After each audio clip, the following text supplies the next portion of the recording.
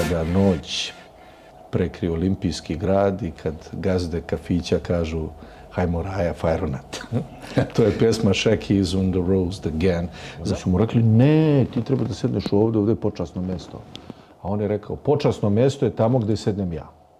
Hoćeš uz pomoć nekih magijskih rituala i prevara da njega namamiš. Ljubav ne funkcioniše tako. Kao, nemoj to da radiš. Ni piercinge, ni tetovaže. Ne zato što ću ja sad nešto moralizovati. I puno koriste te silikone i te neke estetske hirurgije. Šta mislite o tome vi kao sveštenik?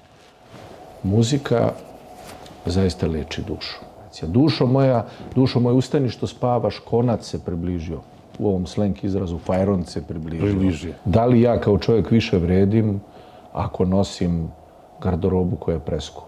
U početku čak nisam imao ni svoju gitaru, pa sam našao neku staru koja je bila onako, što bi rekli, razdrndana.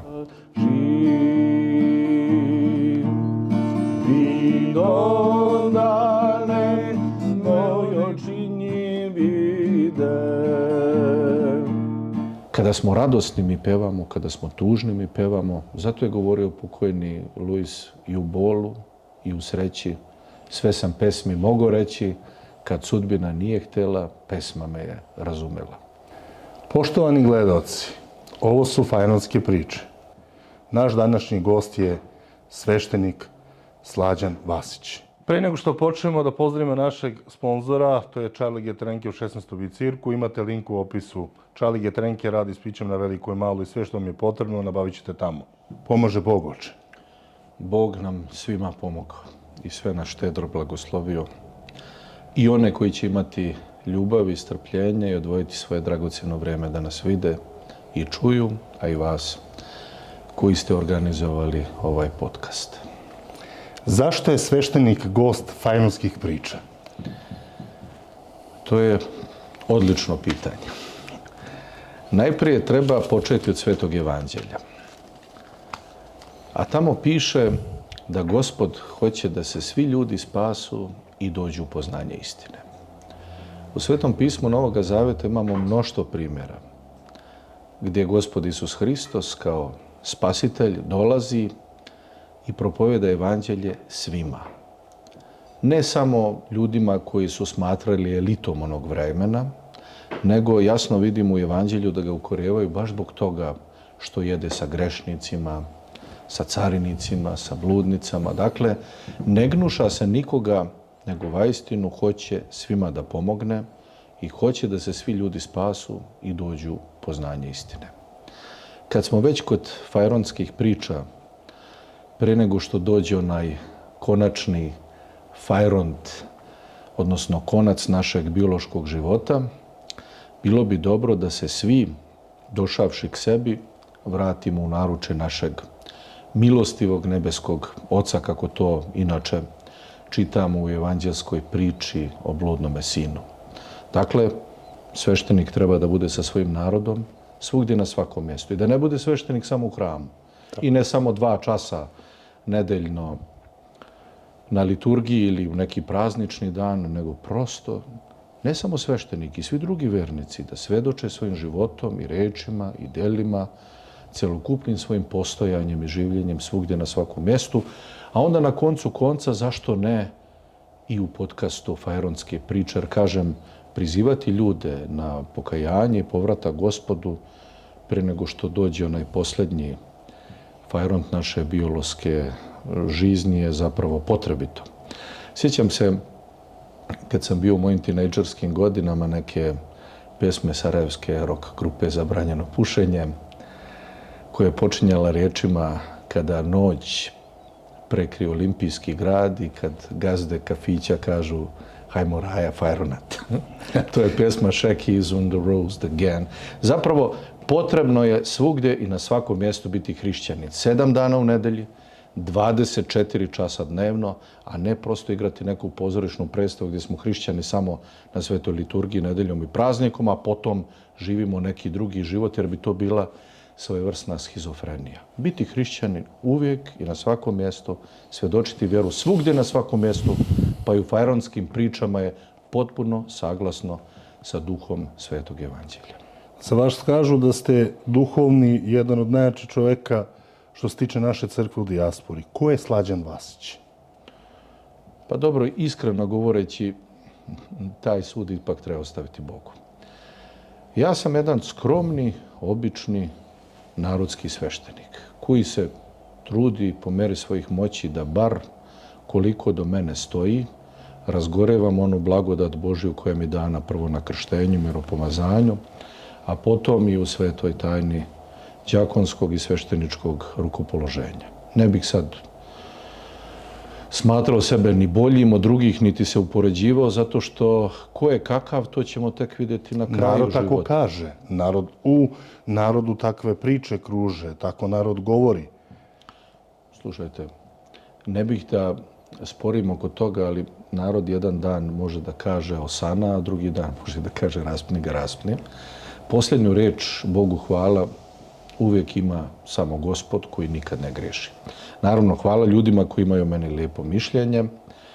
Trudit ću se koliko do mene stoji da to njihovo povjerenje opravdam, ali zaista bez ikakvog lažnog smirenja mogu reći da sam jedan običan narodski sveštenik, znajući da čovjek u Hristu može uvijek biti bolji. Evo, hteo bi vas lično da pitam, neko ko je najkompetentniji da govori o tome, neko ko je duhovno mnogo jak, koji ima veliko poštovanje među našim narodom u dijaspori. Hteo bi da vas pitam šta za vas znači dijaspora.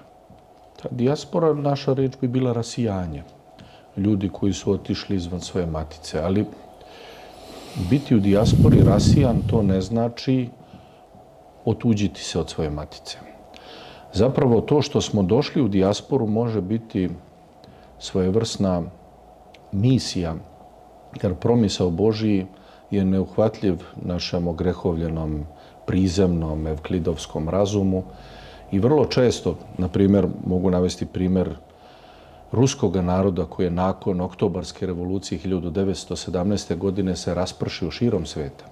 Mnogi od njih su tada došli u Srbiju, osnovali su tada u Srbiji i Rusku zagraničnu crkvu i prvi bogoslovski fakultet u Beogradu je osnovan blagodareći ruskim profesorima i mnogi naši manastiri koji su bili u vreme... Bio sam u manastiru Temska u Pirotu, tamo da su oni bili isto. Koji su bili potpuno zapustili, oni su ih obnovili. Dakle, isto tako možemo i mi, ako nas već Bog usled koje kakvih prilika ili neprilika rasije širom vaseljene, da iskoristimo to kao šansu da blagovestimo riječi evanđelja i svoje svete hrišćanske pravoslavne vere i širom. A opet, da se trudimo da budemo dobro integrisani, ali ne asimilovani. Da ne zaboravimo ko smo, šta smo, odakle smo. Jer ogromna razlika postoji između asimilacije i integracije. Crkva naša, dakle Srpska pravoslavna crkva koja ovdje postoji, i druge institucije državne, pogotovo matice nam Srbije, ali i Republike Srpske, tu služe da bi pomogle prosto da se mi ne izgubimo i ne zaboravimo ko smo. Ali mi se čini da ipak, ne bih da to zvuči mnogo subjektivno, ali da bi crkva trebala u tome da prednjači. Ona se trudi, sad zavisi od sveštenika do sveštenika, od porodice do porodice, ali prosto mi smo ti koji treba da razgorevaju taj oganj. Kako bi rekao sveti vladika Nikolaj, da se ne ugasi kandilo vere u našim srcima i u dušama našega naroda. Dakle, prvo da znamo ko smo. Pravoslavni hrišćani, pravoslavni Srbi. Potom treba čuvati, dakle, svoj duhovni i kulturni i nacionalni identitet, a pomoći i drugim ljudima, jer vi sami znate koliko je hrišćana na zapadu koji su razočarani nekim drugim hrišćanskim konfesijama, rekordan broj onih koji se svake godine ispisuju iz rimokatoličke crkve, iz protestantskih zajednica, ali koji žele da ostanu hrišćani.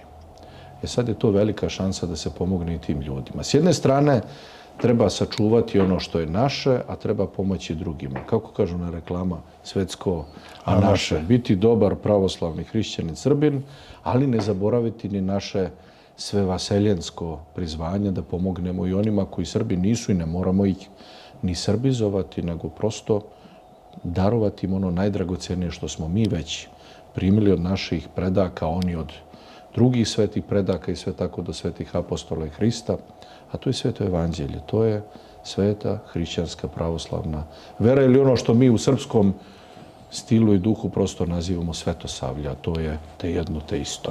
Da li treba narod da se deli na Srbe, Vlahe, Rome, Bosance, Hrvate?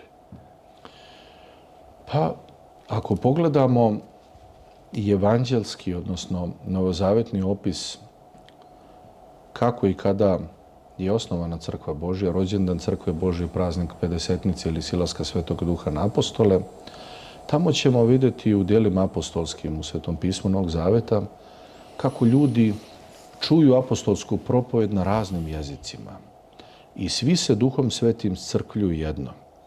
Sam sveti apostol Pavle će reći u jednoj od svojih poslanika da nema više Jelina, odnosno Grka, ni Judejna, nego su svi jedno u Hristu Isusu. Tako bih ja mogao u tom svetopavlovskom evanđelskom duhu da kažem da ne bismo trebali da insistiramo na tome Srbi, Vlasi, Romi, Španci, Japanci, nego prosto da budemo jedno u Hristu. Naravno, neka bude svako ono kakvim ga je Bog dao i nema potrebe da se neko zbog toga gordi nad drugim, jer krv i meso i etnička pripadnost, ukoliko ne budu začinjeni solju blagodati i ohristovljeni i ocrkovljeni i obesmrćeni blagodati Božjom, ništa neće pomoći.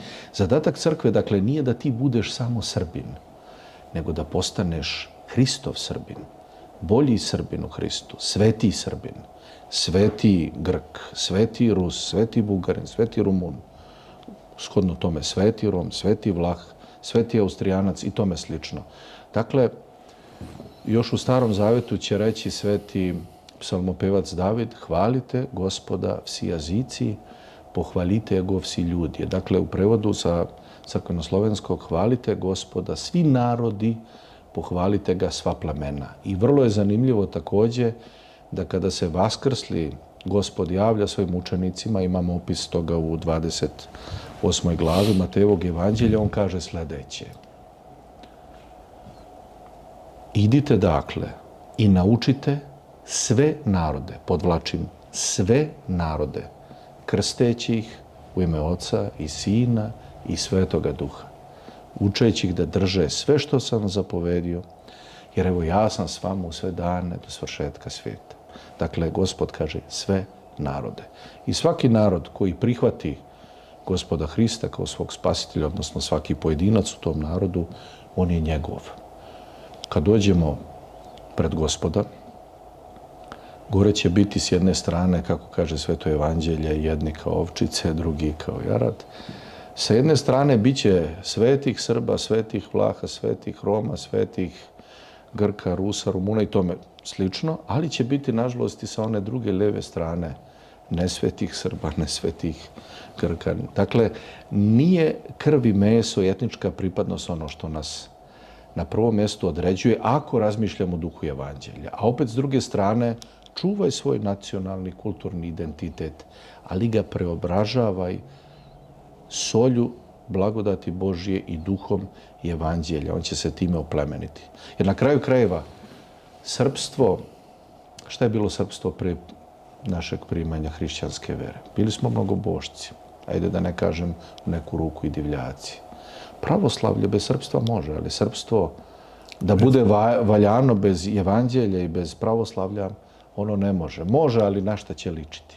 Zato ako ima išta u našoj nacionalnoj, a istovremeno i crkvenoj istoriji, čem se mi ponosimo, to su najbolji Srbi. A ko su najbolji Srbi? Pa sveti Srbi.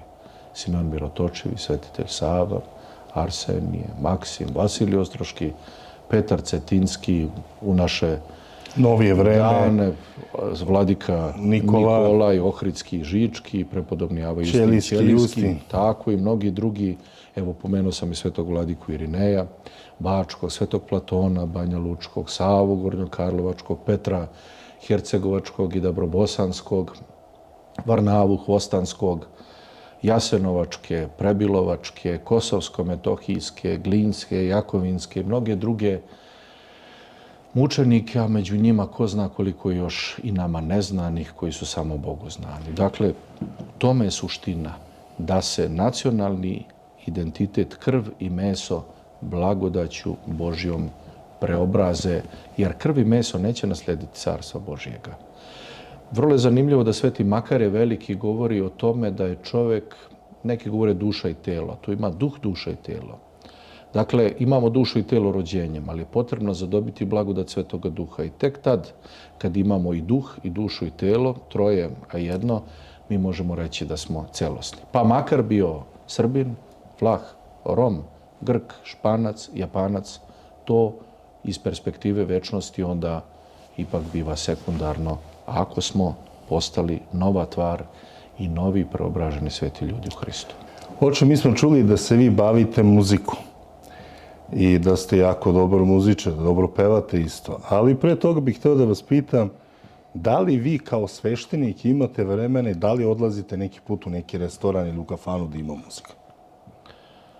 Pa mogu da vam kažem da još je Aristotel govorio da je čovjek druževno, odnosno društveno biće. O theos ine ton politikon zon, kaže on. Dakle, s obzirom da je čovjek socijalno, društveno i druževno biće, svako mjesto gdje čovjek može lijepo da se druži sa dobrim ljudima, u dobroj atmosferi, smatram da tome ne može biti ničeg lošeg. Nažalost, nemam dovoljno vremena koliko bi ja možda htio, a ruku na srce ponekad mi nedostaje muzika uživo. Recimo onako, bez nekih jakih pojačala. Ja govorim sad moje lično subjektivno viđenje stvari. Volio bi tamburice, muziku uživo, nešto onako kao one starogradske varijante, sevdalinke, nešto gdje čovjek zaista može da razgali svoju dušu.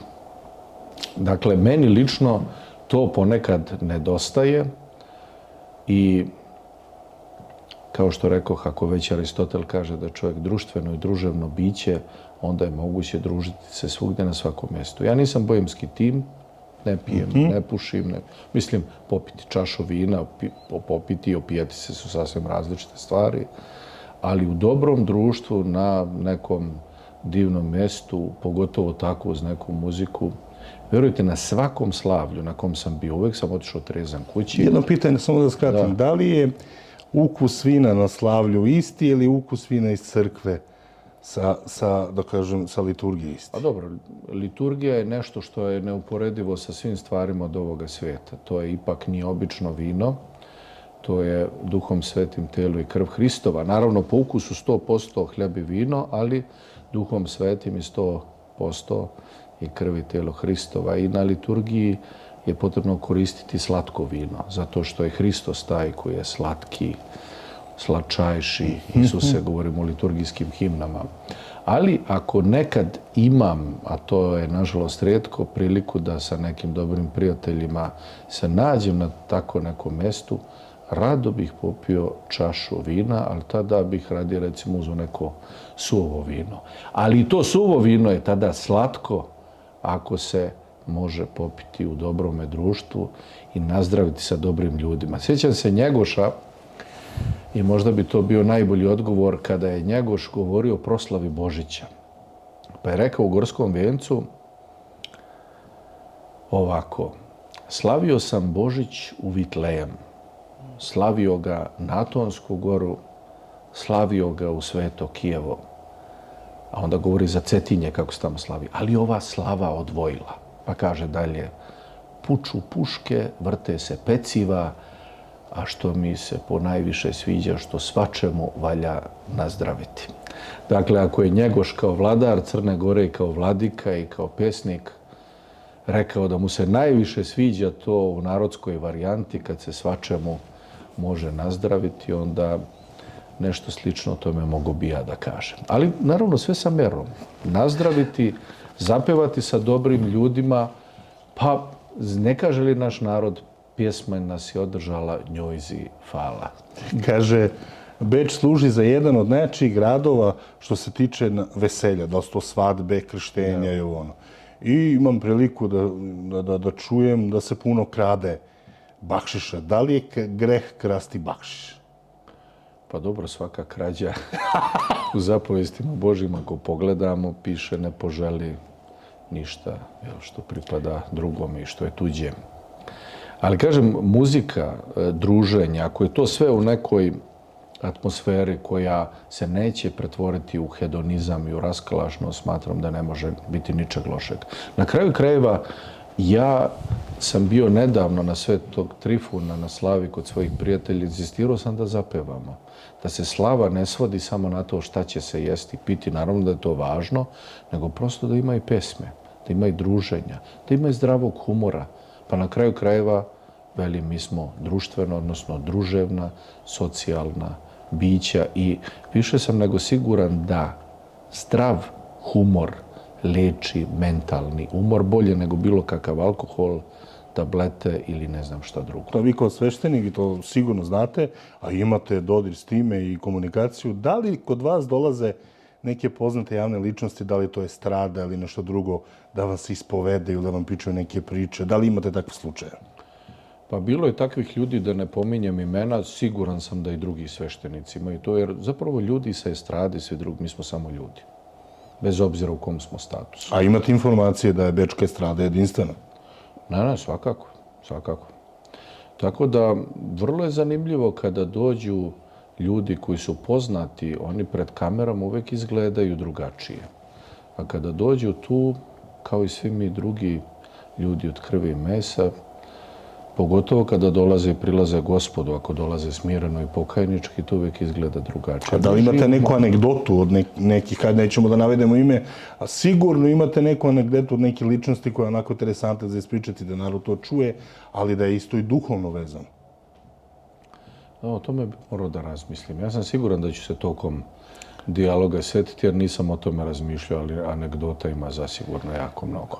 Da li ste nekada bili na ovim veseljima koji prave po Beču, te sale, da li su to krštenja, da li su to svadbe ili neka druga slavlja, da li ste bili nekad na tim veseljima? Prisustvovao sam. I šta vi imate mišljenje? Čak sam ponekad ja znao da pozdravim goste, uzmem mikrofon i opevam neku staru pesmu, starogradsku, sevdalinku, nešto onako za dušu i ne mislim da je to išta loše. Gledao sam i u drugim zemljama i grčke sveštenike kako zaigraju kolo i druge. Mislim, na kraju krajeva, ako je nešto što je proizašlo iz duše narodne, pa i mi smo svi narodni ljudi, zašto da ne? Kažu da je Beč hedonistički grad. Sigurno ste videli da je na tim slavljama onako bogata i trpeza i muzika i estradne zvezde.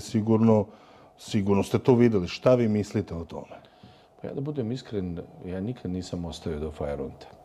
Zato što ta slavlja obično, prvo nisam noćna ptica, drugačiji mi je bio ritam, kažem doći, biti neko vreme, nazdraviti, zapevati, da, ali obično ta slavlja bivaju u vikendima, je li tako? A ja uvek u te dane imam liturgije sutra dan, za koji se treba posebno i dušom i telom pripremiti. Dakle, zaista ruku na srce nisam ostao do Fajronta, ali da nema liturgije nisam odavno u tom, što bi mladi rekli, u tom fazonu da ja sad mogu samo i 45 godina do 4-5 ujutro da ne spavam, pobrko bi čitav bio ritam.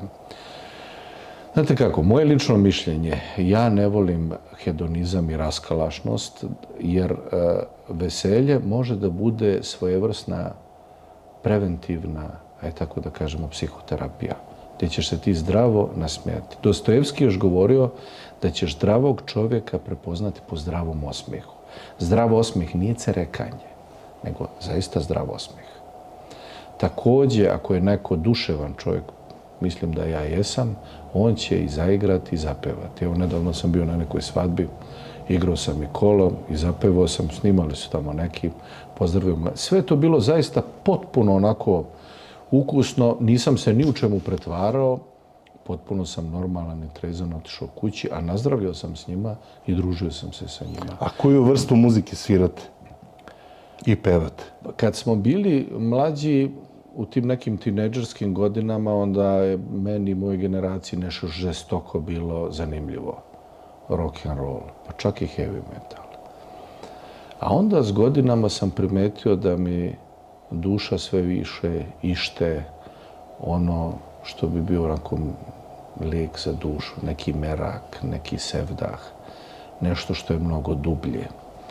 Tako da ako bih sad mogao da biram, ako bismo sad bili u nekoj atmosferi, recimo, volio bih da su tu neki tamburaši, da je to neka muzika, naravno i harmonika, tamburaši, da je to neka muzika koja neće biti isuviše glasna sa silnim pojačalima, nego gdje ćemo Akustika. moći također da uživamo i da zapevamo.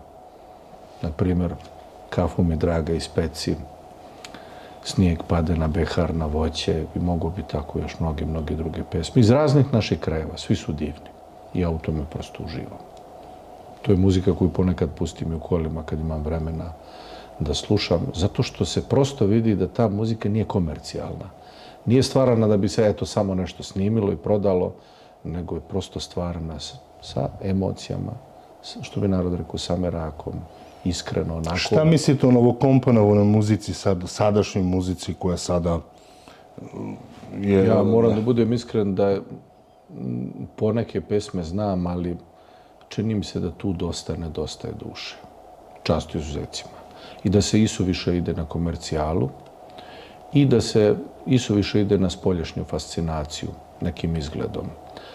Ja ponajviše volim one stare muzičare i pevače iz onih vremena kada je bez kompjutera bilo potrebno ući u studio ili, sjećam se kad sam ja bio mali, direktno slušati prenos na radiju. Tada ko zna da peva i ko zna da svira, to je bilo očigledno.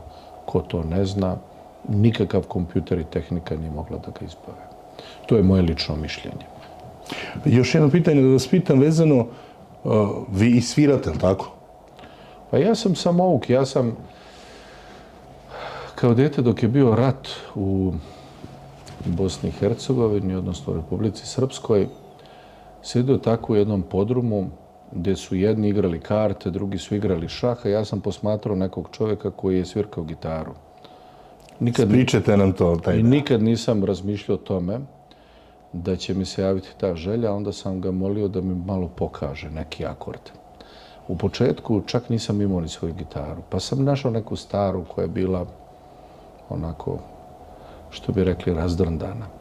Pa sam negdje uspio da zbavim neke žice, pa sam morao da te žice stavljam, pa vraćam gitaru, pa po nekoliko puta, ali želja je bila silna, jer mi se to jako svidilo. Nisam imao nikad pretenzije da ću ja postati neki muzičar, međutim, žao mi je što sklonost ka muzici nisam otkrio ranije, kao i sklonost ka jezicima koji sam kasnije primetio. I recimo, dok su drugi igrali karte iz dosade, mene to nikad nije interesovalo. A muzika jeste.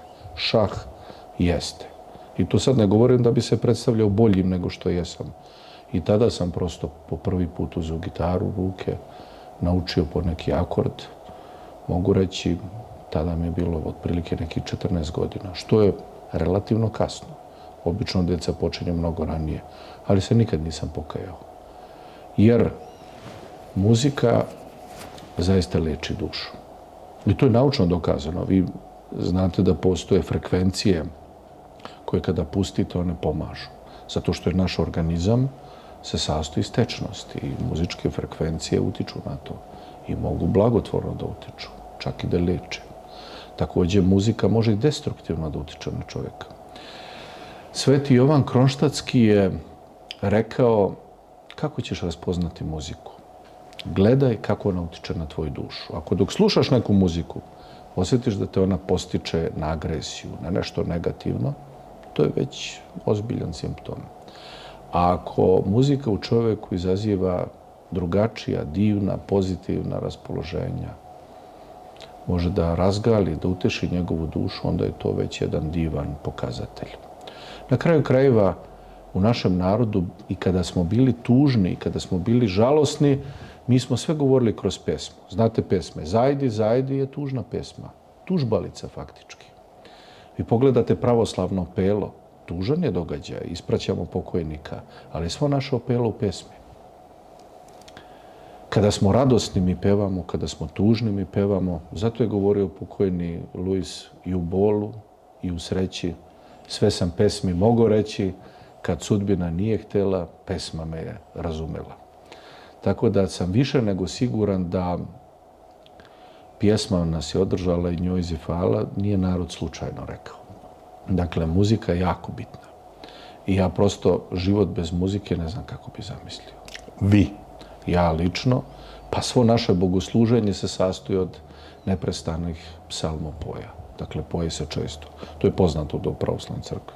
Bez obzira jutarnje službe, večernje službe, liturgije, kažem, čak i najtužnije službe kao što su opela povezane sa time. Bogu hvala, Bog mi je dao glasa i sluha, nešto sam se malo i sam potrudio i vrlo često pevam. Šta znači poljubiti ruku svešteniku? Pa celivanje ruke svešteniku zapravo treba uvijek da gledamo ikonično. To se celiva Hristova ruka koja nas blagosilja kroz njega. Na jednom mjestu Sveti Jovan Zlatousti kaže da sveštenik kada služi pozajmljuje svoj glas u toku liturgije, odnosno svo svoje biće Hristu. I kada svojom rukom pokazuje i kaže uzmite i jedite, ovo je tijelo moje koje se za vas lomi na otpuštenje grehova, ne govori to sveštenik sam po sebi, nego kroz njega sam Hristos. Dakle, celivati onu ruku koja te pričešćuje, koja ti daje naforu, in linea ultima, na koncu konca je celivanje same Hristove ruke.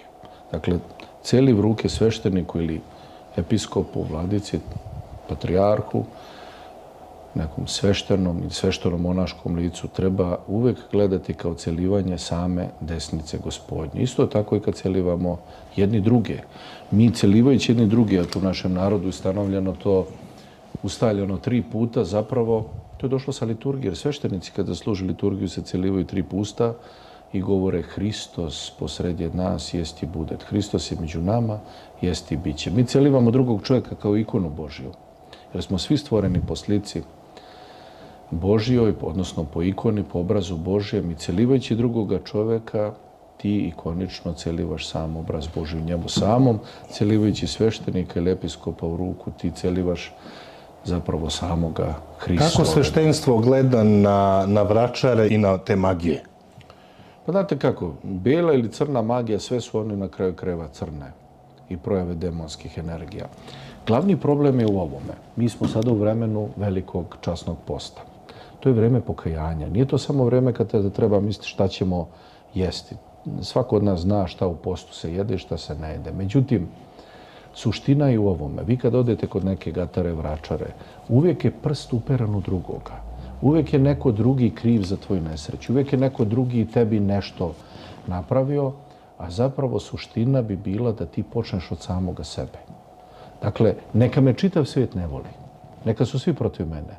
Ali ako ja nađem balans, duh, duša i telo i približim se Bogu, dobit ću kroz pričešćivanje njime, zajedničarenje s njime, blagodatni imunitet. Neće mi moći nikakva magija, ništa. A ovdje je uvek priča koja je suprotna od evanđelske. Evanđelje počinje rečima pokajte se, to jeste preumite se, izmenite se na bolje, jer se približi Carstvo Božje. A kod gatara i vračara je priča nikad nije ti se pokaj, ti se promeni, ti se preumi, nego vidi šta ti je učinio onaj, vidi šta ti je napravio ovaj. I uvijek se odgovornost prebacuje na drugog. Da li ste imali prilike da dolaze kod vas na ispovedanje gatare i tako te vračare? Sigurno da ste imali... Mnoštvo ljudi koji su imali susret sa njima, da.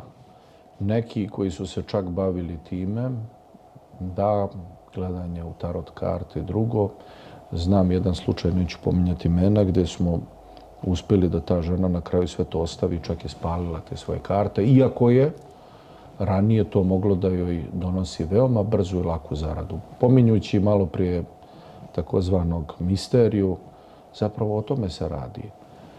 Da li postoji ta neka zla sila kad oni to rade i kada to... Pa svakako da ljudi koji veće poverenje poklone takvim ljudima postaju plen dejstava demonskih, dakle, đavolskih energija.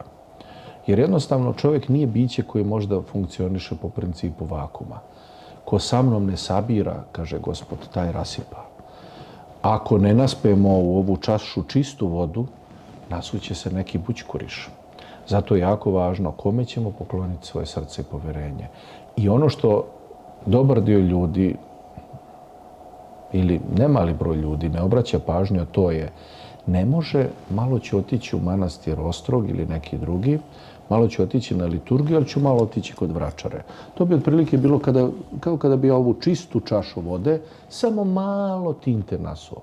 Ali to pod navodnicima samo malo čini da je ta voda već otrovana i da više nije za piće. Dakle, dovoljna je jedna kapljica, a posle toga treba prosuti čašu, treba je dobro oprati pa nasuti novu vodu. Dakle, treba iskreno pokajanje, iskreno preumljenje. Nema sinkretizma. Prosto to nije zato što tako sveštenik treba da govori, jer se tobože mi bojimo neko kao neke konkurentske firme. Nego jednostavno je tako. Gospod neće ništa od nas. Samo hoće da u našem srcu postoji tron u kome će prebivati Hristos. Sve da se Hristos 1000 puta rodi u Vitlejemskoj pećini. Rodio se jednom nas radi spasenja našeg radi. Ali ako se na neponovljivo ponovljen način ne rodi u srcu svakom od nas, kako? Pa verujem. Mi smo izgubljeni ljudi. Dakle, ne možete služiti Bogu i mamonu, kaže Gospod u Evanđelju.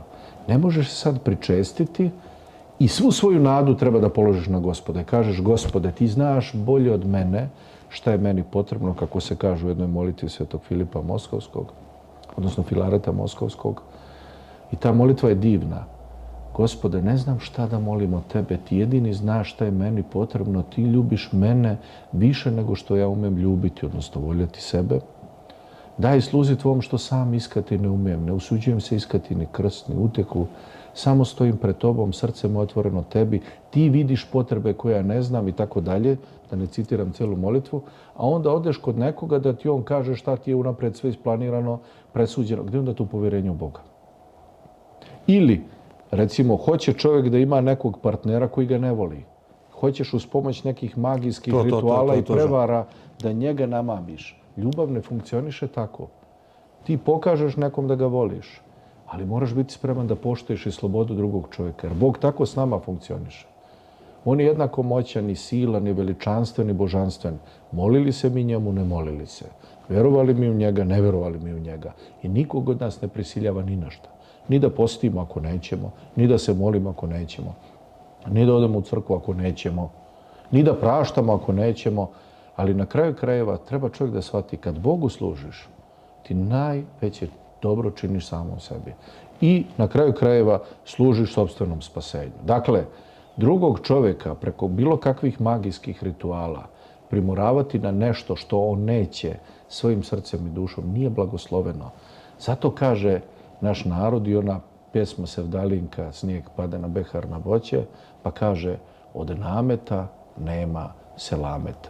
Ili kaže snijeg pade na behar na voće, neka ljubi kogod koga hoće.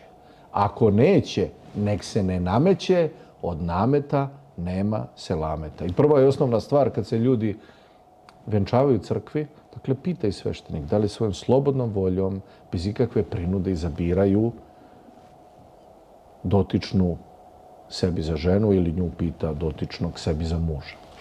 Dakle, jako je važno, ako nema slobodne volje, ne može biti nešto blagosloveno. A da li crkva ima odobrenje, da li odobrava primjer razliku u godinama kad je venčanje? To mnoge ljudi. Da, svakako. Postoje tamo granice, otprilike 15 godina. Nakon toga bi trebalo pisati posebne molbe sinodu. Znate zašto? Zato što prosto narodno iskustvo zna da prevelika granica čovjek će možda moći sada, ali već kroz nekoliko godina neće moći. Jako je važno, dakle, da budemo realni.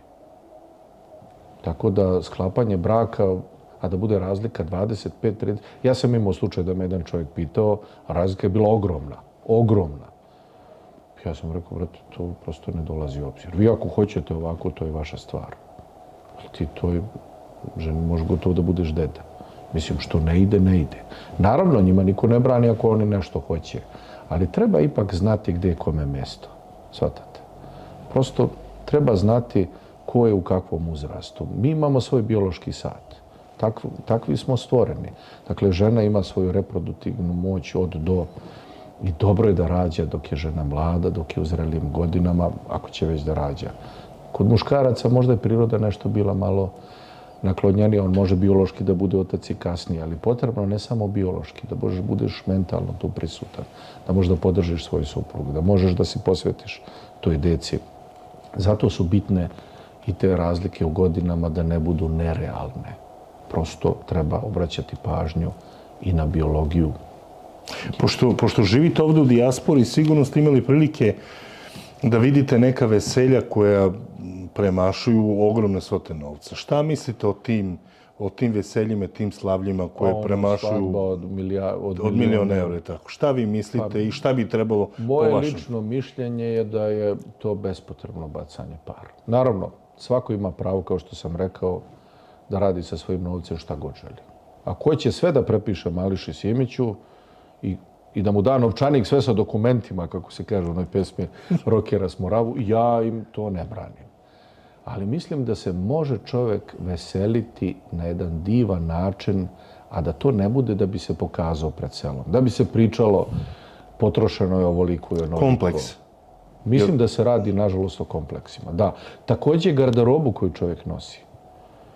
Da li ja više vredim ako je sada ovde piše Armani, Versace? Ajde, recite nešto o tome, molim vas, vi kao svešteno lice, vi imate pravi odgovor za sve. Pa evo, otprilike ovako. Kažu ljudi, ima jedna anegdota, da su nekom prilikom, čini mi se da je to baš bilo u nekoj kafani, ljudi sedeli, čekali su Nikolu Pašića, koji je tada bio ugledna ličnost, predsjednik vlade Srbije, i da je on došao i seo negdje otprilike na nekom ćošku. I oni su mu rekli, ne, ti treba da sedneš ovdje, ovdje je počasno mjesto. A on je rekao, počasno mjesto je tamo gdje sednem ja. Dakle, ličnost čovjekova, ona čovjeku daje vrednost, a ne markirana roba koju će nositi na sebe. Da li ja više vredim ako sad izađem iz nekog automobila koji košta 100.000 evra, a ne čovjek sam? Ne bih rekao. Da li ja kao čovjek više vredim ako nosim garderobu koja je preskupa? Ne. Znate zašto? Treba ulagati ono što niko ne može da ti otuđi. Može se desiti, ne daj Bože. šta je to?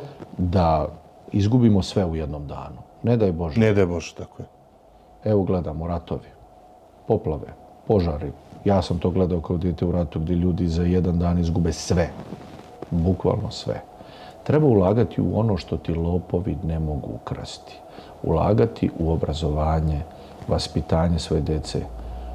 Ako ne mora biti on samo neki čovjek sa diplomom, može da bude dobar zanatlije radnik koji će sa svojih 10 prstiju biti u stanju da ga sada skineš, narodski rečeno, do gole kože, da kroz neko vreme sve to povrati i možda zaradi više od toga. U to treba ulagati.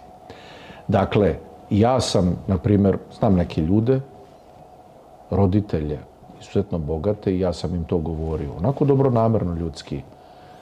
Zašto ti ulažeš u njegova skupa kola, u ne znam šta? Koga će on privući time? Onako, da prostite na izrazu, neku sponzorušu. Koja će ga napustiti čim neko drugi bude imao da ponudi više od toga? Ne, uložite u Ovo je pouk za mlade, ali tako, isto, normalno. Takođe. Sad ovo može da zvuči neko možda kao neko popovanje ili moralizovanje. Ali to je dobro. Ali neka se dobro zamisle na time. Dakle, treba ovako. Unutra da bude zlato, a makar s polja bilo i blato. A ne da unutra u suštini bude blato, a okolo samo pozlata. Dakle, radi na sebi. Ne na pozlati, ne na fascinaciji drugih. Vi ste primetili kad gledate Facebook profile, TikTok, svejedno. Svi su divni, srećni, veseli, nasmijani, provučeni kroz ne znam koliko filtera. A kad dođu sa problemima koje ja znam kao sveštenik, na razgovore, na ispovesti, i ti onda pogledaš fotografije tih ljudi, vidi se ogromna razlika između onoga što se prikazuje na fotografijama, Facebooka, TikToka i tome slično, i onoga što ti vidiš u realnosti. Dakle, da se staramo da iznutra bude zlato, a ne da ovdje bude blato, a s polja zlato. Jer život će nas ponekad dovesti u situaciju da jednog dana budemo u blatu, a sutra ćemo možda ponovo biti u zlatu. Život je pun oscilacija i padova, ali ako ulažeš u ono što ti niko ne može ukrasti, ti ćeš sve i da izgubiš, sve povratiti. Evo jedan klasičan primjer. Bio je jedan slučaj kada je otac htio da ostavi svome sinu nasleđe. I noć pre potpisivanja testamenta u kome bi mu sve ostavio nasleđe, on je izveo tako da izgleda kao da su ih lopovi opljačkali. I rekao je svome sinu... Veštački je napravio to. Da su sve kese zlata nestale. Sin je rekao, ništa oče, zasukat ćemo rukave, stvorit ćemo sve iznova, radit ćemo. To je potrajalo još nekoliko godina. Otac je vidio da njegov sin bio je vrstan zanatlija, sve to povratio i već je bio u plusu. Tada se već zaista bližio, da kažemo, fajronat njegovog biološkog života, a onda je otac rekao sinu, sine, otiđi i kupi jedan kramp i donesi ga kući.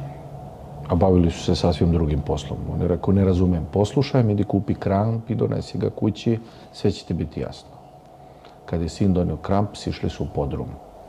Onda mu je on rekao, udari sada u ovaj zid, zid je bio od cigala. On kaže, tu da udarim, poslušaj me, znam šta radim. On je udario, pa još jednom, pa još jednom. I na kraju se zid raspukao, a unutra su bili zazidani ćupovi zlata. I onda mu je otac rekao, tek sad, kada sam vidio da si ti spreman i da štediš, i da radiš, i znaš kako se s mukom stiče, sada mogu mirne duše sve da ti prepišem i sve da ti ostavim, jer znam da to nećeš proćerdati. Ovaj slučaj je zapisan u knjizi Hajduci Branislava Nušića u jednoj od tamošnjih priča. Ali mislim da bi to bila divna pouka za svakog od nas. Ne treba obezbeđivati i 4. i 5. i 6. koljeno, nego ih treba naučiti da znaju, ono biblijski rečeno, da u znoju lica svoga stiču hljeb svoj, da znaju da štede, da znaju da rade, da znaju da se odriču. Jer koliko god mi njima ostavili, ako ih tome ne naučimo, onda možda će samo za jednu noć prokockati sve ono što mu je otac štedio i sticao čitavog svog života. Nažalost, takvi slučajevi... Da li su kod vas na ispovedanju dolazili kockari? Da, i primetio sam da to nije ništa manje opasno od narkotika. Izaziva pravu, pravcatu, opasnu zavisnost. Ništa manje od hroničnog... Kažu da je Beč kockarski grad. Vi imate iskustva sigurno u ispovedanju ljudi koji dolaze kod vas. Da. Imate li neki... Vi znate da su bili neki zakoni ovdje, ne znam sad, nikad nisam zalazio tamo, gdje je jedno vrijeme bilo zabranjeno to u Beču, pa su ljudi odlazili izvan Beča, pa čak do Slovačke.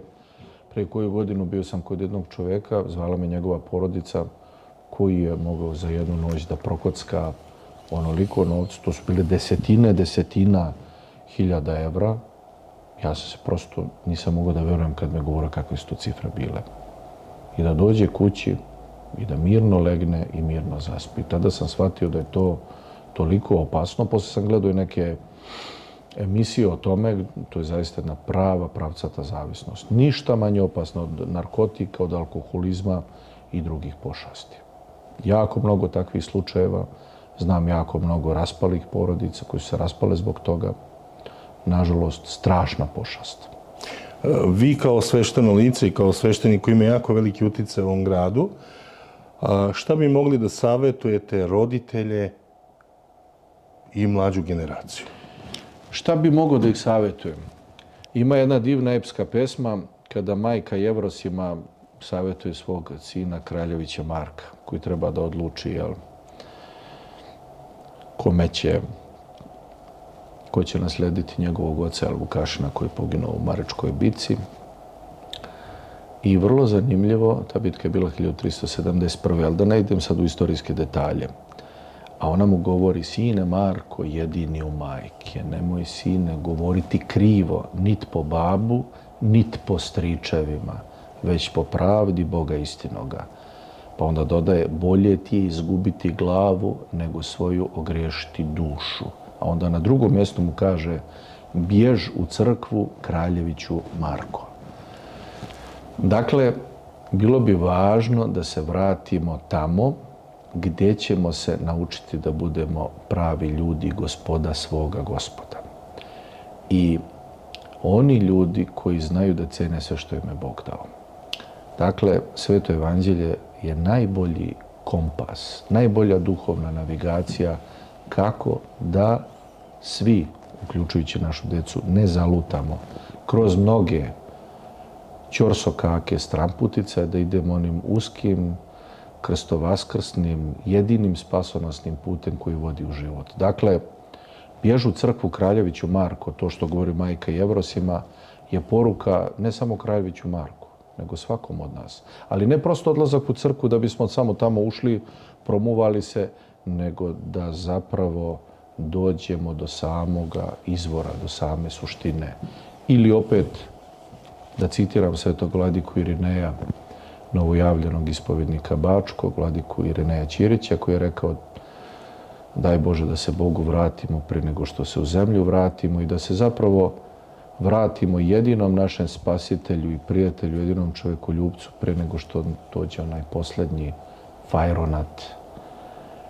Nekada noć prekrije Olimpijski grad i kad gazde kafića kažu ajmo raje fajronat, nego onaj fajronat. I to je vrlo zanimljivo da baš sad u ovom periodu velikog vaskršnjeg posta, kada se u prva 4 dana posta čitao kanon, veliki pokajni kanon svetog Andreja Kritskog, tamo postoji jedan kondak 6. glasa koje kaže: duše moja, vostani što spiši, konec približajac. Dušo moja, ustani što spavaš, konac se približio.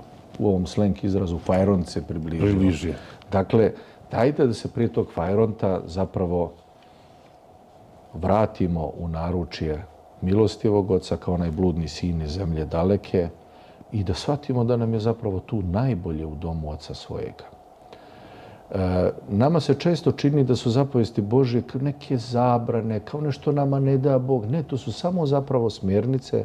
Ako hoćete da budete pravi, autentični ljudi, ako hoćete da budete ono zbog čega vas je Bog stvorio i sazdao, onda su ovo smjernice kako da ne zalutate. A ne zabrane koji će neki matori, čangrizavi, čiča, kome smeta da vi živite divno i da uživate u životu, vama da propiše da bi vam nešto zabranio.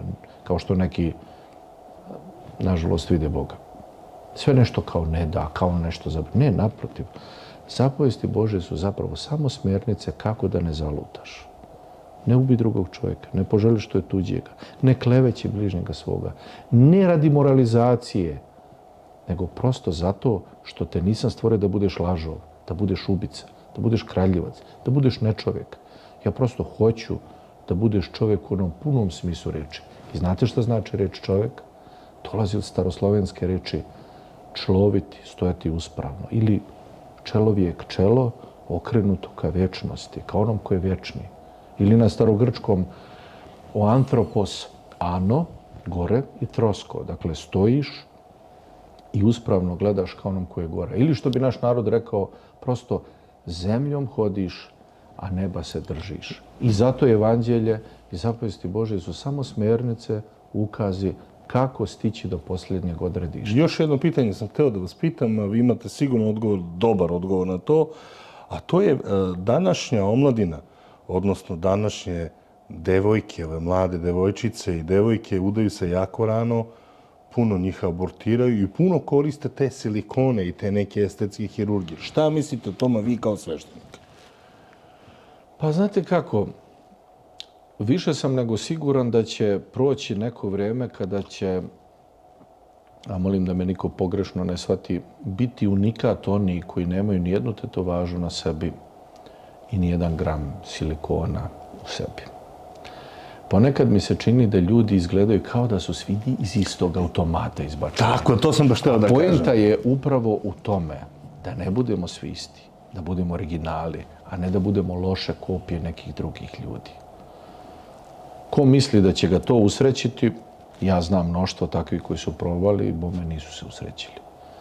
Kao neko ko ima ipak i makar skromno opšte medicinsko obrazovanje pored bogoslovskog, garantujem da ubrizgavanje tinte pod svoju kožu ne može biti nešto što je zdravo. A ljudi to rade. Za koju godinu, ako već i nije počelo, bit će možda najunosniji posao, ne više tu studija, nego oni koji će uklanjati tetovaže. I onda sam baš jednoj djevojci rekao, nemoj to da radiš. Ni piercinge, ni tetovaže. Ne zato što ću ja sad nešto moralizovati, nego zato što ako to ne uradiš, za nekoliko godina ti ćeš biti unikatni original u moru svih drugih koji će ti zavidjeti što si prirodna. Šta mislite o abortusima? Pa i stav crkve je jasan. Čedomorstvo je ubistvo deteta. Pa slušajte, to što neko nije rođen i upisan u matičnu knjigu rođenih, to pred Bogom ne znači da nije duša živa. Najbolji dokaz toga je praznik blagovijesti. Onog časa kada je arhangel Gavrilo objavio Bogorodici da je od Boga izabrana, a ona to prihvatila i rekla, evo sluškinje Gospodnje, od tog časa kada Duhom Svetim začinje Hristos, mi već to slavimo njega, dakle Hrista, taj događaj blagovještenja kao spasonosni događaj. Dakle, od onog časa čim se začne u utrobi majčina novi plod, to je pred Bogom duša živa. Da li ćemo mi dozvoliti da se razvije još više u embrion, pa poslije, ali to je sasvim nešto drugo. Ali mi nismo ti koji dajemo život. Bog je životodavac, nemamo pravo nikom da ga uzimamo. Ljudi koji misle da imaju pravo samo da se rode oni koji će biti lepi, visoki, srećni, plavi i uspješni, žao mi je, ali moram da im kažem da su upravo tako govorili nacisti. Da pravo na postojanje imaju samo oni koji su zdravi, srećni, visoki, plavi, uspješni i tako dalje. Jednostavno, evo bio sam nedavno u jednoj porodici, devojčica se rodila, znači ima ruku sam do ovdje, sve ostalo je kako drugih. To dijete to neće osjetiti, jer ono se rodilo bez toga. S obzirom da imamo tehnološke napretke, ko zna kakva će pomagala umeđu vremenu biti. Roditelji su Bogu hvala ostavili to dijete. Znali su i ranije da će biti, nisu htjeli da dijete pobede. Znate što sam ja rekao? A moglo vam se dijete roditi sa obje zdrave ruke. I ne daj Bože imati saobraćajnu nesreću, u istom danu ostati bez obje ruke. Sad jedno pitanje. Rodio sam se sa dvije ruke, ne daj Bože, sutra postradam, ostane bez ruku i nogu. Da li me treba ubiti? Samo zato što ih nemam? Naravno da ne. A s kojim pravom onda u utrobi majke ubijaš neko dijete samo zato što si vidio na snimku da neće imati jednu ruku? Zar to nije isto? Ko si ti da oduzimaš život nekom, a Bog mu ga je dao? Stav hrišćanskih crkava, pogotovo naše pravoslavne, po tom pitanju jasno. Šta znači pravoslavna crkva? Pravoslavno znači pravilno poimati i proslavljati Boga. Kad kažemo pravilno, znate, ortodoksija na grčkom orto je nešto, kao što imamo, jel tako, imamo ortopeda koji treba da nam namesti pedi stopalo da bi bilo pravilno. Istinito, pravilno. Da ne bi bilo uvrnuto i iščašeno. Tako i ovdje pravilno, pravoslavno, pravovjerno poimanje i Boga i sve tvari i pravoslavno slavljenje Boga na osnovu otkrivenja koje nam je sam Bog Duhom Svetim u Hristu dao. Ne na osnovu nekih naših domišljanja, izmišljanja, pretpostavki, nagađanja. Jer naš zadatak je da se mi koji smo dobili obraz, sliku Božju, njemu se obražavamo, a ne da Boga izmišljamo i prilagođavamo sebi kako to odgovara našem palom stanju ili našem razmaženom egu, iako to mnogi ljudi rade, pa onda ima stotine i stotine različitih predstava o Bogu. Još jedno pitanje, ja kažem još jedno, pa onda pitanje... Imam anegdotu. Bravo, čekaj, rekao sam da ću se sjetiti. Kaže da je bio neki čovjek kod nekog na slavi. Vi ste mi sad pomogli. Mnoštvo toga je rekao, prosto treba da me neko podsjeti. I kaže on njemu, brate, ajde da popijemo po jednu i da nazdravimo. Kaže, i oni nazdrave. On kaže, može druga, on kaže, ne. Ništa. Ubrzo on ode kod drugog domaćina i oni se posle čuju telefonom sutradan. I kaže, bio mi je taj i taj na slavi i bome popio je 10 rakija. Kaže on, kako 10 rakija? Kod mene popio samo jedno. Kaže on, a kako si ga pitao? Pa kaže, ja mu nasuo jednu i rekao, može druga. Kaže, to je greška. Trebao si da mu naspeš kao ja, pa kažeš komšija, može još jedna, pa može još jedna, pa još jedna, pa još jedna i nakon 10 je samo jedna. Eto, to je ta anegdota, ali se ranije nisam setio, ali sa vašim pitanjem još jedna, pomogli ste mi. Da li možete setiti još neke anegdote vezano za dešavanje? Pa eto, za život? ja sam poznat po tome da volim muziku, da sviram i volim i da zapevam. Sjećam se da je došla jednom jedna žena u crkvu i nešto se povela rasprava o muzici. I oni su tako polemisali ko voli narodnjake, ko voli rock, ko voli etno, ko voli ovo, ko voli ono. I kad su se oni ispričali, ona je mene upitala, a očekuju vi muziku slušate? Ja sam rekao, slušam sve. Sve mogu. Ja sam čovjek koji se sa svima druži i treba da imam sluha za svakoga. Ali ako mene pitate, moje duše najviše prija pop, muzika i heavy metal. Kako? Ona je bila sablažnjena, rekla, molim? Pa rekao, pop, muzika i heavy metal. Kako? Pa sad to se njoj ne uklapa sa duhovnošću. Ja kažem, naprotiv, to je najduhovnija muzika. Pop muzika, recimo, najomiljenija mi je Gospodin pomiluj, Gospodi pomiluj,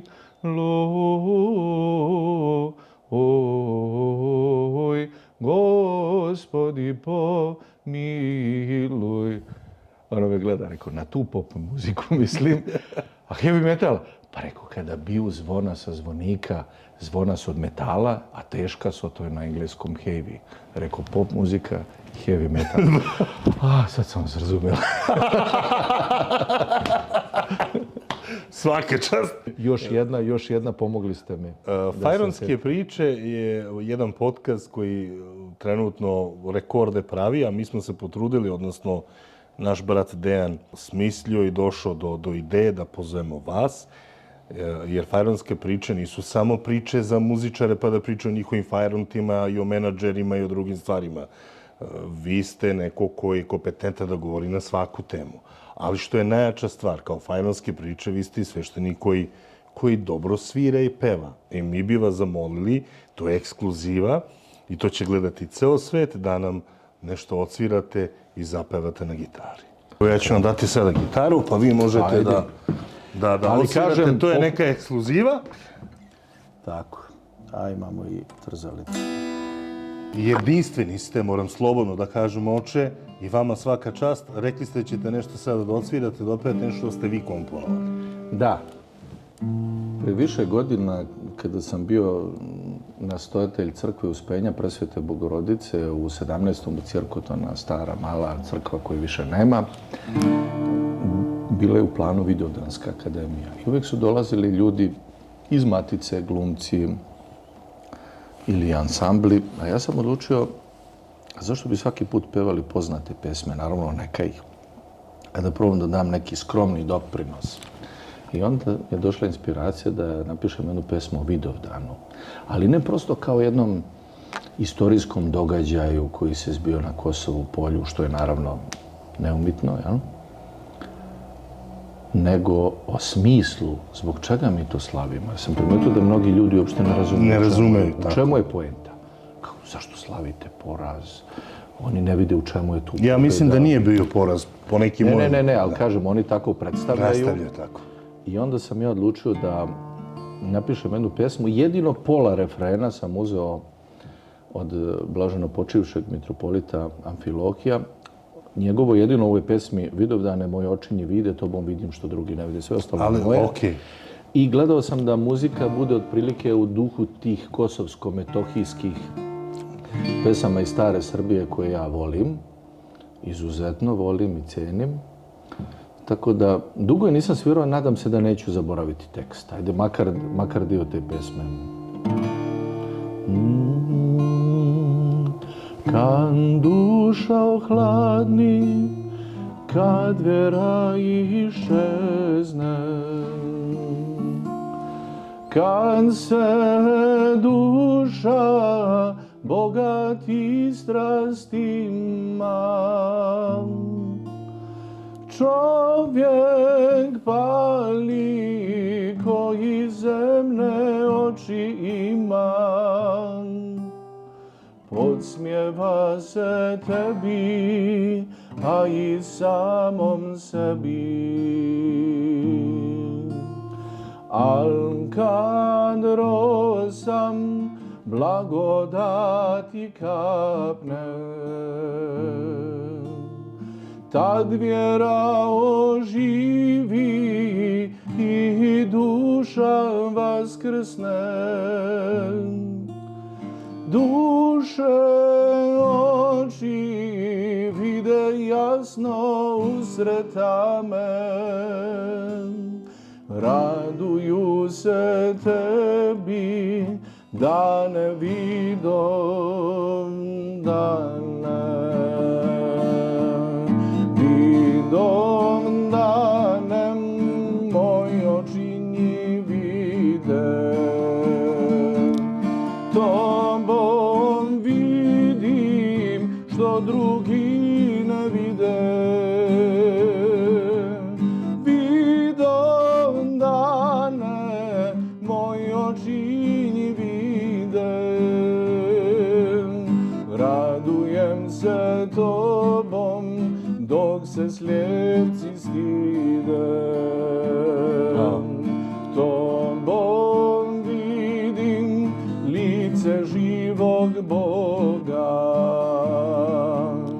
tobom ljubim vječnog brata svoga, tobom znadem da nas čeka vječnost, da je čovjek sazdan, dan dostigne svetost.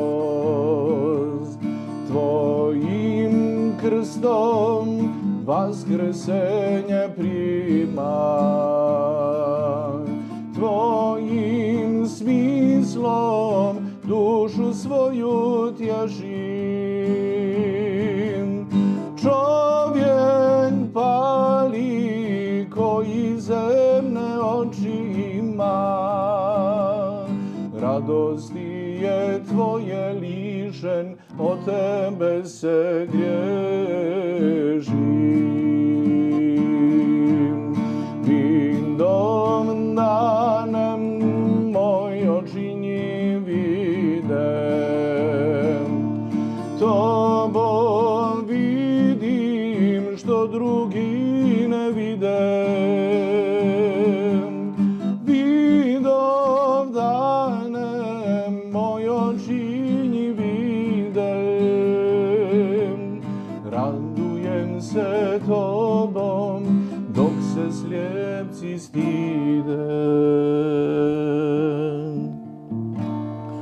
Pokaži nam put što u život vodi, kao nekad knezu čestitome i njegovim svjetlim vitezima, koji blaženstvuju u carstvu nebeskome. Pomozi danas slijepci da proglede, zvona da probude zaspale na straži. I duša naša što kopni i žedne, da pronađe Hrista koji boli blaži. I duša naša što kopni i žedne, da pronađe vaskrsloga koga srce traži.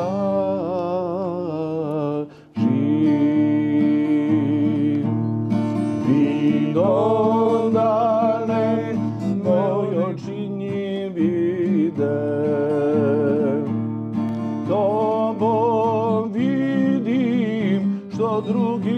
ne vide.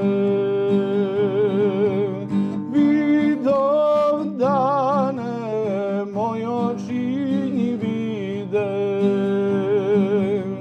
Radujem se tobom, dok se slijepci slide.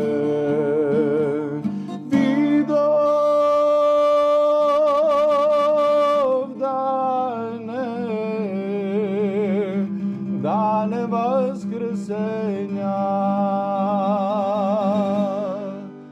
tobom znamo da smrti više nema. Hristos vaskrse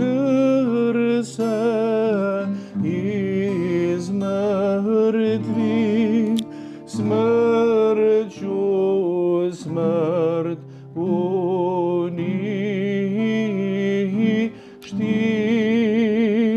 i svima u grobovima život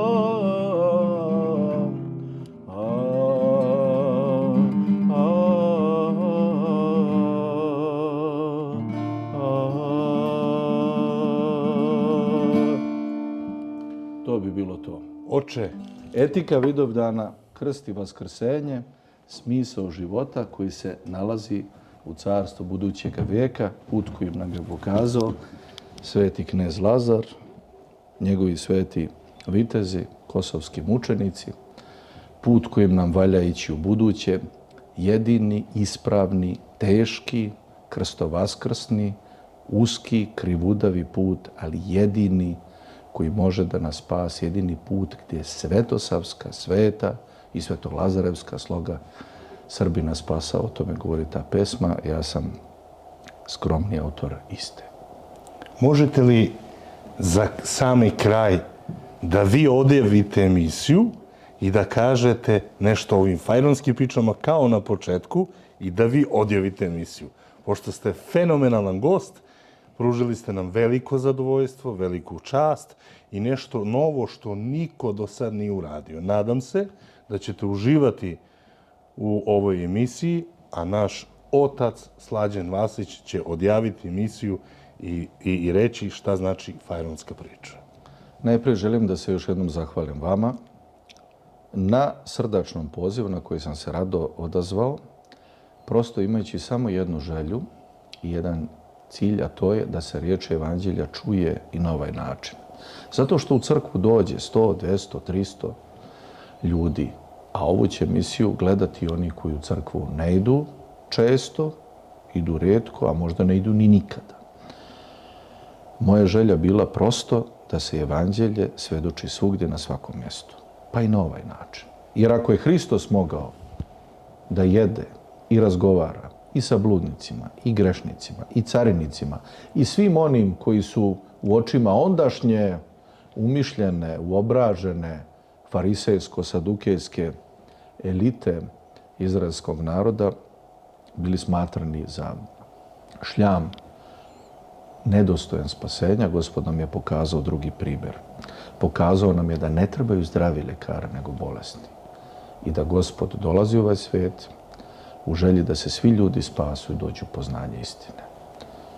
Prije nego što dođe, ponavljam, čini mi se po 3. put, fajronat, ali ne onaj u kafani, nego fajronat života našega ovdje na zemlji, da se potrudimo svi, da se dobro zamislimo nad ovom evanđelskom istinom i da se živom Bogu vratimo prije nego što se u zemlju vratimo i da je biti u blizini Božjoj najbolje, najspasonosnije i čovjeka jedino dostojno da nam da Bog Duhom Svetim to iskreno da pojmimo i shvatimo.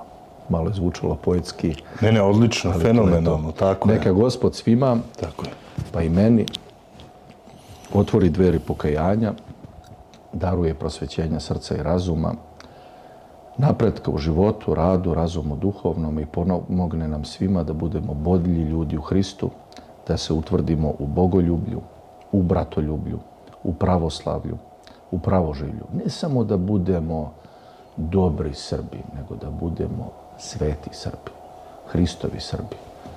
Da budemo gospoda svoga gospoda. Da budemo ljudi, čelovjeci koji čelom gledaju ka vječnom i da to bude naša orijentacija, a ne samo prosto kao neke koke koji će biti zagledane u blatu i misliti samo o tome šta ću jesti, šta ću piti, u šta ću se odjenuti i kako ću izvesti nešto da se dopadnem i svidim drugima.